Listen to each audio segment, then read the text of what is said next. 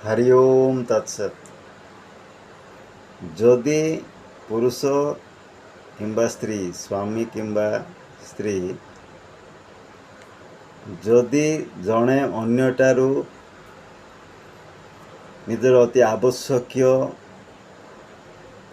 वस्तु और किबा सेवा पाइबापी इच्छा प्रकाश कर आशा रखुंट तेबे जड़े अन्य को खुशी रखंतु प्रसन्नता प्राप्त करांतु आउ जड़े अन्य प्रति किमती आकर्षित हो रहिबे सेही भली परिस्थिति सृष्टि करंतु तेबे निश्चित भाव निजर स्वार्थ सिद्धि हो पार।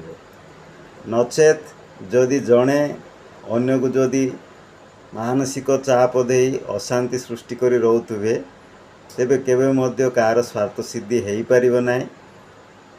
मृत्यु शर्या को पलैबे किंतु तुम मानकर स्वार्थ केबे सिद्ध हो पार ना। हरि ओम तत्सत। एति प्रति टिके ध्यान दियंतु आउ संसारटा को सुखमय करंतु।